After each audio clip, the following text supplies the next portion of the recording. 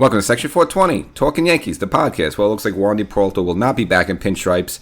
It just came down pretty suddenly, even after recording the last episode, that Wandy will now sign a 4-year deal for $16.5 million, and that was confirmed by the New York Post, John Heyman. So it looks like, if you had any thought of Wandy coming back, we all kind of figured he would. Turns out he will be going out to the west coast of the San Diego Padres. So got to give my reaction to that before we get started. Make sure you subscribe to this podcast. If you haven't done it already, Section 420 Talkin Yankees, wherever you get your favorite podcast. And make sure you go over to the YouTube channel as well, Section 420 Talkin Yankees. Subscribe there as well. But you want to be a podcast subscriber because you likely get more audio content like right now and not have to wait a week or two for the new videos. So that's why you want to be a podcast subscriber.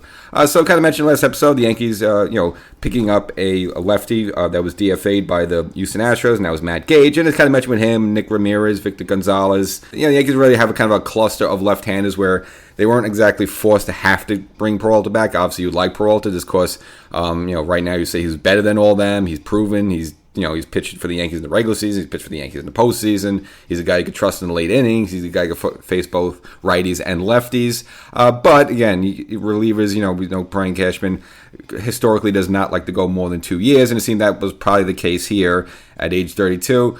So he gets a 4-year deal by the Padres. So I can't blame Wandy. He wants to get the best deal possible.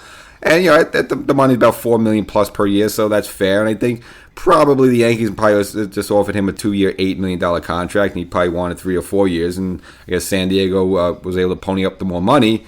And he goes out there, and it looks like both, not even the Yankees, but the Mets were pursuing him as well, interestingly enough, because Adam Ottavino, the former Yankee and former Met, also re-signed with the Mets there. So I guess, and they got to deal with their own issues. But with the Yankees, I wanted to have him back, but again, I think they did the right move by not going 4 years on him. With relievers, they're up and down, even though you would trust Wandy for the most part. Maybe after 2 years, he starts to lose his stuff. He starts to lose a little velocity. Maybe starts getting hurt a little bit. And now you're stuck with the guy for another 2 years. That's why I think, Cash made the right call, not trying to match to 4 years. So if San Diego wanted to spend that money like that, it's up to them. And then they've kind of been very happy spending money over the past couple of seasons. They're handing out a lot of big contracts, and that's kind of ultimately the reason why they had to let go of Soto. It's just it was getting overkill, whether it was Machado and Tatis Jr. They were almost willing to give Judge $400 million. So they like to spend out there. I'll give them that. Didn't really help them much last season, that it had a mediocre year.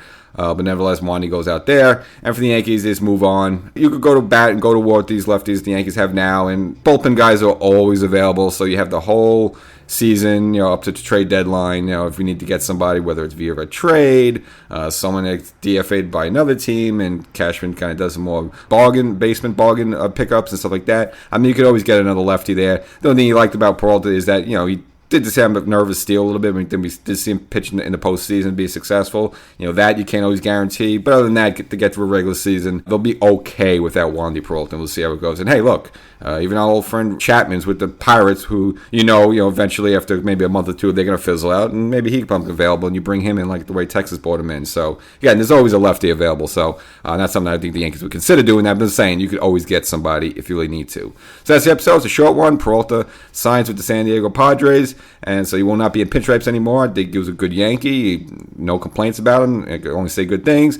And look, if that's the most money you get out there, more power to him. I think you should get whatever you get, and let's see where the chips may lie. Catch you next time.